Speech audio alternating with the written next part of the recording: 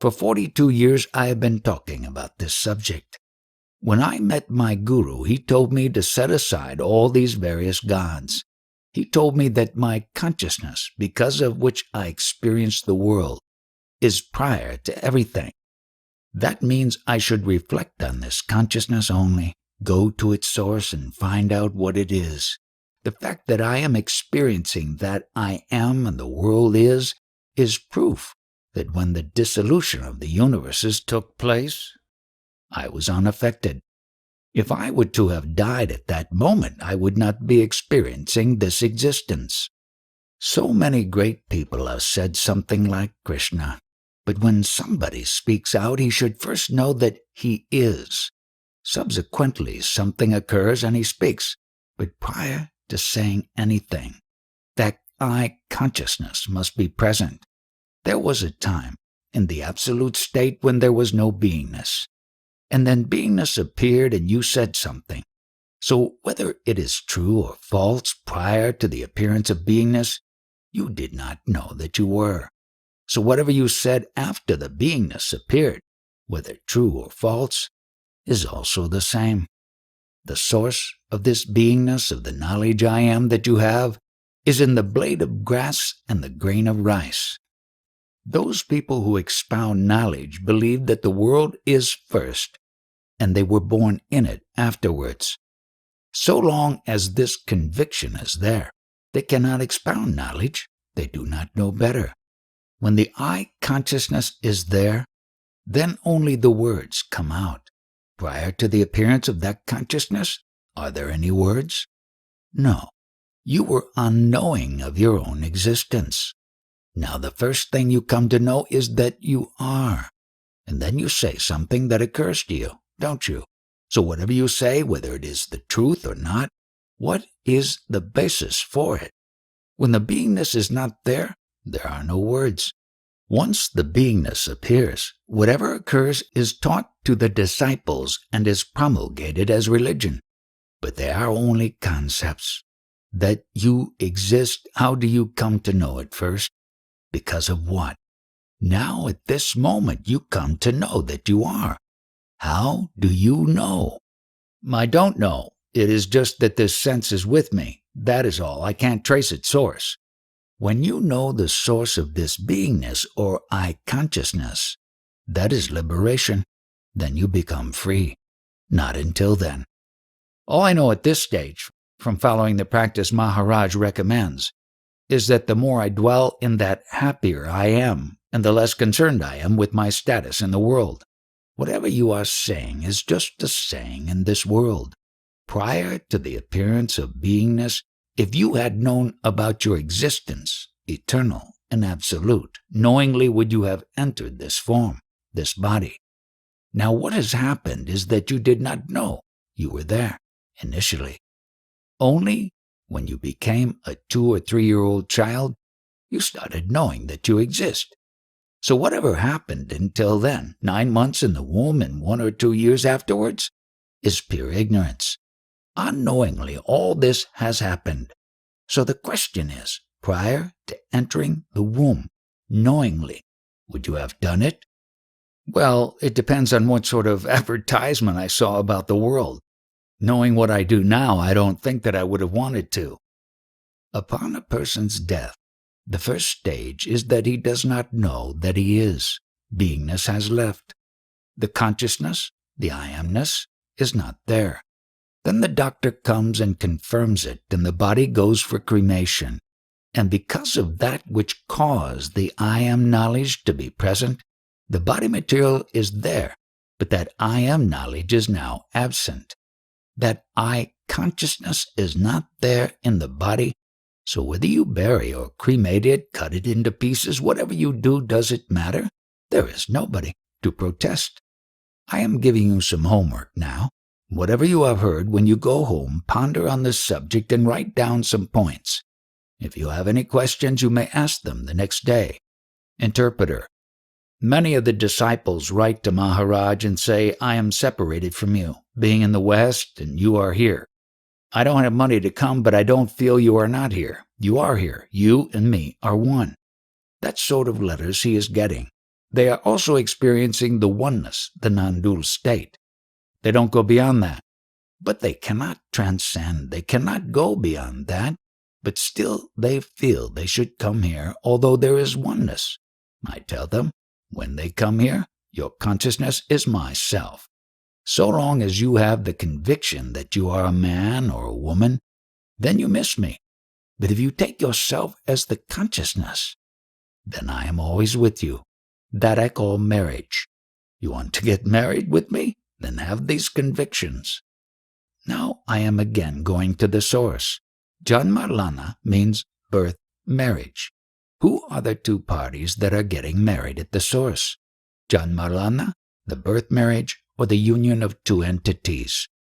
One is called the mother, but it is fluid power. And the other is called the father, who is also fluid power.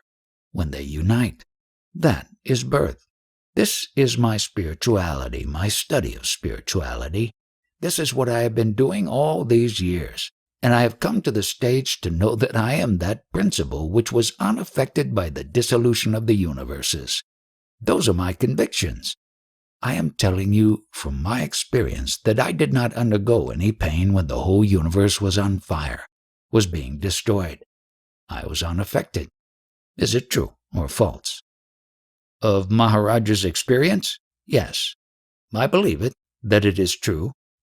That is why that as far as I am concerned, heaven and hell do not exist. There are other people who believe in those, and they may experience that sort of thing, but for me they don't exist. Interpreter. For the past 42 years he has been talking. Now he says that gives him pain because of his ill health. He tells people, especially foreigners who come here, to gather whatever knowledge they can in a short time. Janeshwar, a great sage, said, I don't tell a lie. Whatever exists has no substance. It is not real. The present moment is unreal. Prior to the appearance of beingness, I did not exist. So what was there? Now you say you exist, so I am going to talk on this subject. What is this existence? Or is it non-existence? You tell me 60 or 100 years back I was not there. So what existed then? What was there 100 years back? Whatever you reply, is it true or false? I believe it is true. It is just an honest statement of my knowledge. I don't know. I have no memory of it. So whatever you were saying you were not, that is the real existence. That is true. And whatever you say that you are now is false. That is the truth because it is eternal. That is the state in which the beingness is absent, the eternal state. And because it is eternal, it is the truth. Now, with your I amness, which is time-bound, it is not eternal. That is why it is untruth, eternal existence of the untruth. The principle which now replies, I don't know what was there 100 years back. The same principle also says that it was unaffected when the whole universe was destroyed. If you have full faith in the Guru, it means you have his grace. Consciousness or the beingness itself is the love. It is formless, and it wants to exist all the time. That itself is love. That love wants to be. So all your efforts are for that, to sustain that. And that is of supreme importance because it contains the whole world. Because of that, you experience the world. The world is in that consciousness. Since you are the Brahman, you lose your identification with the body. You are no longer a human being as you identify yourself with the Brahman. And that is like a raw mango, which slowly becomes a ripe one. In that state, you will see that you are not even the Brahman, but the Para-Brahman, the witness of that Brahman. It is essential to understand the working of this body and life force. That is the psychosomatic process. One must understand it in order to apperceive that the knower is totally apart from this psychosomatic mechanism. He merely witnesses.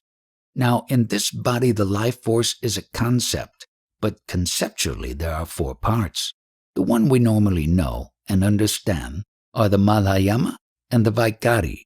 Madhyama is the thought that comes and gets expressed by the word, but underneath that are Para.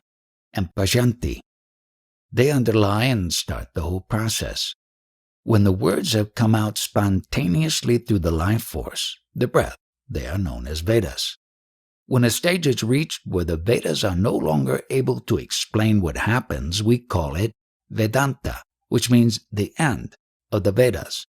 But the knower of this is totally separate and not concerned with the body. That is what is to be thoroughly understood. Interpreter, the disease that he has is of the body and the vital breath. Earlier he said he had passed it on, whatever that disease is, to the beingness. So let the beingness be concerned with it. If the beingness wants to accentuate it, let it do so. If it wants to hold it in abeyance, it can do so. In any case, he is merely the witness, and he has passed it on to the beingness on which the disease has really come. That is, the body and the beingness. The life force is the working principle in this apparatus. Whatever is dependent on the life force, including the Veda, exists only so long as the body and the breath last, and the consciousness. When that which is time-bound disappears, then everything else also appears. Even the Veda disappears, but the knower of this is timeless, spaceless, and is not concerned with what happens to the body, vital breath, and consciousness. When the breath disappears, this apparatus is also useless, and the one who knows this will not identify himself with the psychosomatic process or the apparatus. If he knows this intuitively and very clearly, he can be said to have jnana. The knower has been given many names: Atman, Paramatman, Ishvara, God. Names have been given only for the purpose of communication. Unless the principle or concept is given a name, there cannot be any communication. So it must be kept in mind that that which is called Atman is not a thing with a shape or form. Yesterday we discussed how one is likely to mistake the name for the thing. That is to be avoided, and that is why if someone asks, what is the Paramatman like? What is the Absolute like? Then you may say it is like Bombay. That is merely a name given. You cannot give me a part of Bombay if I ask for it. But one should not be involved with the name to the extent that one forgets the substance. Various names have been given to the Absolute State, but it must be understood that it is unconditioned, has no attributes, and possesses no identity. Any spiritual practice anyone may do is really based only on the working principle, which is the vital breath, and will therefore last only so long as that breath lasts. Whatever knowledge you have acquired of any kind, material or spiritual, is based only on this consciousness or breath. Other than that, there is no knowledge which anyone in the manifest world can acquire. It is based on this and therefore inherently, strictly limited. So one may think he is doing this practice on the Atman, but he is not actually doing it on the Atman. Atman is quite separate altogether. He is doing it only from the point of view of the life force. Because of this practice, when the life force is tired, it wants rest. And when you rest, it may go into a state of samadhi. But whatever experience you may have, even in samadhi, is also not timeless. It is subject to time, and the one who experiences is different from the experience itself. The experiencer is totally apart. It is up to us to understand the experience and not get involved in it. What goes on in the world is based on this life force only, and the life force acts through the words. The entire action in the world is based on this, but the Atman, the experiencer or the witness, is totally apart. And to repeat, the witness is like Bombay. No action can be attributed to the one who is the witness only. Can Bombay do anything? Any action will last only so long as the life force is there. One has landed himself in bondage by identifying with the name and form, but one is really that thing which is timeless, spaceless, and without identity. When we seek truth with the form, and that is where the trouble arises. There is name and form and action. The moment the life force disappears, there is no name, no form, No acquisition, no hopes, ambition, nothing. From the beginning of the life force to the end of it, or when the life force is tired, when it goes into rest, it is time-bound. The arising of the three states, waking, sleep, and knowingness, is based on this life force which has appeared. It is not the result of anyone's desire, neither yours nor mine. It is a spontaneous happening. Whatever practice one does is done through the instrument of the life force and is therefore time-bound. So one must not be mistaken to think that what one is doing is through the Atman. Whatever bondage one thinks one has is also based on these concepts, which are built up because of the life force, and they are all time-bound. Now, what is this bondage? Why have we got into it? It is because the mind flows out into words, hence this Madhyama and Vaikari. The earlier two stages, Para and Pashyanti, are imperceptible. Madhyana is the mind, and Vaikari is the words coming out. And through this, the thoughts and the words, we have mistaken our identity as me and mine, whereas whatever takes place is independent of the one who witnesses and is based entirely on the life force. Would you please understand very clearly that this life force has mistakenly identified itself with the body and thoughts and the words, and then considers itself to be guilty of something or that it has acquired merit by certain actions, whereas everything takes place independently through the action of the life force. If this is clearly understood, then there is no question of either bondage or acquisition of any merit. Is there any God? With the end of the life force, there is no movement, no thought, no word, no waxing or waning. Does the physical death mean the end of the life force? If yes, is there no truth in the theory of rebirth? The four kinds of speech, Para, Pashyanti, Madhyama, and Vaikari, are the names of the vital breath. Ordinarily, an individual is not aware of Para and Pashyanti. These two are too subtle, too basic, and too deep for him to understand. So he starts working on the third one, Madhyama, which is also identified with the mind and comes out with words. And the fourth stage, which is called Vaikari. Now on this level of two minds, two kinds of speech, every ignorant individual works. And he has his own image made out of that Madhyama, which is mind. If he is ignorant and has not understood the secret of the universe, he will certainly talk about rebirth, birth, and other ideas, concepts which he has identified himself. Therefore, all these ideas and concepts of rebirth are for the ignorant. Otherwise, there is nothing. Is the science of astrology also in the field of mind that is Madhyama, this third type of speech? Remember that Madhyama is the name given to the mind. And when there is no vital breath, where is astrology? Where is the future? Where is the past? For any prani, any living being, one identifies with all the Vedas, all the activities, all that is happening in the world, so long as he has not understood the vital breath, whose language is all the four languages. You should understand all the kinds of speech that flow through the vital breath, prana. So long as you do not recognize this, you are bound to take as absolutely certain whatever mind, that is Madhyama, tells you.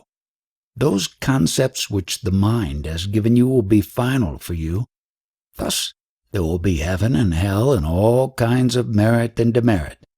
On the other hand, once the vital breath is understood, the one who observes, the witness, is absolutely different, absolutely separate from all these activities that are going on in the world. What is the difference after death between a person who has understood during his lifetime and a person who has not understood? The man who has understood this vital breath is beyond any mental concept, and the one who has not understood is a slave to his thoughts, which are the emanations of the mind. No, but his question was about after death. What do you call death? Now these ingredients have finished burning. They are finished. Does that mean they are dead? When anything becomes invisible, you call it death. It is not that. When something becomes visible, you call it birth. What is the point of assuming a human body? Interpreter. He will not go over these elementary points again in these discussions. Now there are breezes and winds and storms coming over Bombay. Is Bombay suffering or enjoying anything? So also are Paramatman and Atman. They are nothing but to be understood. But if after death the state of the man of knowledge and the man who has not understood are the same, what is the point of trying to become a man of knowledge? Who will say of the qualityless and attributeless Parabrahman that he is attributeless after death? Only one who understands while living that he is nirguna, qualityless, attributeless. He alone will say it. He does not know whether he is or he is not. Non-beingness or beingness have absolutely no effect on him. That is nirguna. That is Parabrahman. Bombay itself does not know that it exists or does not exist. Does the soul, Atman, go to hell or heaven? People say I have a serious illness.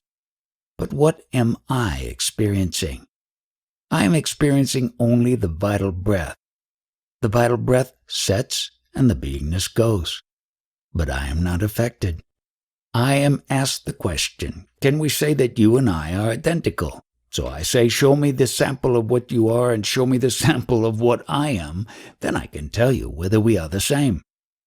But I am not sure that all his disciples would like him to continue the manifestation. If a deep wish comes from his disciples, would he respond? What is the need of responding? The one who has deep faith according to that, he will experience. The experience of this world has come over us due to somebody enjoying ecstasy, and from the fluid of our parents' ecstasies have sprung all our woes and miseries. Does he mean that the two always go together? Is it necessary that in the mind both happiness and unhappiness ever coexist?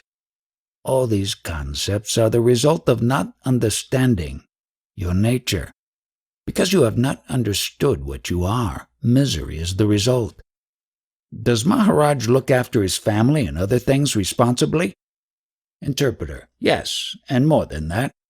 Talking of the vital force, the two aspects of it that we are commonly conscious of are our thoughts and the manifest of thoughts as words. What are the other two aspects of the life force? Do we have to be aware of them in the course of our sadhana? That you are aware of your existence, your beingness, is para and pajanti, two kinds of expression or speech that I talked about. Awareness of your existence is to be aware of these two kinds of speech. Their meaning is that you are in the three stages, waking, sleep, and knowingness. The next two kinds of speech are what you performed in the world, your business, how you carried it out with your mind and its activities. These four types of speech can always be distinguished in the following way. The first one, para, corresponds to your original state when you don't even know you exist. Then comes this feeling that you are about to become conscious. That is still para, but it is followed by pajanti, which is this consciousness. When you say, yes, I am alive, I am awake, I exist. Once having this consciousness that you exist, the behavior in the world corresponds with the two final aspects of the vital force. At this stage the thought comes, the mind starts working, madhyama, and the words start flowing through the mind, vaikari. To recapitulate, first, I am not even conscious. I do not know that I exist. Then this consciousness forces itself on that state of unawareness to an extent that we begin to feel that we are conscious. Finally, it forces itself into full consciousness. And I know that I exist. I am here. And that becomes a concept from which starts the entire world of troubles. In that original state, when you are not aware, there is no trouble of any kind. But once this consciousness makes its presence felt, all the trouble starts. This is not mine. I know this is not mine. but it is forced upon me, and then also I begin to say that it is me. This is the way that identification takes place. Earlier, the question arose. When I said consciousness, did I mean the body? I said no, not the body. For the consciousness to appear, it needs a body, it needs a vehicle, and the body is the food for this consciousness. Without food, the body cannot exist, and consciousness cannot exist without the body. So this body is the food for consciousness to exist. If the body disappears, the food disappears, and then the consciousness will also disappear. Then also it may be asked, is there any difference between what is termed Atman or the self and this consciousness? It is the same thing, but different words are used in different contexts. The content is basically the same. I use the word taste, the essence of the body. The taste of that essence is this beingness of being alive and wanting to be alive. One loves the state of being alive and wants to perpetuate it as long as possible. So the love for this consciousness is this taste. I have one other question. I heard through the translation of what was being said this morning that most of the spiritual practices that we do in a kind of motivated way are attempts to manipulate ourselves. It is just really the play of the life force. So do they have any value? Is that what you mean to ask? No. My question is, if this is what we do, how is it that the witness state, which seems to be the core of Maharaj's communication to us, can arise at all in the midst of all these attempts? Although time-bound, the practice will unfold itself in the consciousness. The only important thing is its unfoldment. This will happen when through meditation we give it our fullest attention. Then the consciousness which has come upon us and is pure ignorance will itself show you your true nature. There is no question of going anywhere, arriving anywhere, or doing anything. You are there already. One has to work in the world, naturally carry on your worldly affairs, but understand that that which has come by itself, that is this body, mind, and consciousness, has appeared in spite of the fact that nobody has asked for it. I did not ask for it. It has come upon me in my original state, which is timeless, spaceless, and without attributes. So that whatever has happened is doing this business in the world. The life force and the mind are operating, but the mind will tempt you to believe that it is you. Therefore, understand always that you are the timeless, spaceless witness. And even if the mind tells you that you are the one who is acting, don't believe the mind. Always keep your identity separate from that which is doing the working, thinking, and talking. That which has happened, that is, the apparatus which is functioning, has come upon your original essence. But you are not that apparatus. This is to be firmly kept in mind. Every sentient being has a guru within himself. Unless the guru were present, the being would not have come about. The beingness itself is the guru. With respect to the four kinds of speech, they are the result of the vital force. Whenever the vital force is present, there is Atman and vice versa. When the force leaves the body, all the four kinds of speech also go, and the Atman, of course, is not felt, I-consciousness. Beingness and all activities happen only because of the vital force. Thus, when this force leaves the body, and the I-consciousness is no more there, the body falls. Then, I am asking you, who is there? It is nameless. I don't know who is there. It has no name. The existence of the vital force and the I-consciousness have the experience of your existence. That is why and how you know that you are. Without them, you could not know about your own existence. Do you have any guru? You are practicing yoga? What were you trying to unite? What with what? What were the two entities? To remove the ego. At the moment, you just listen to whatever talks go on here.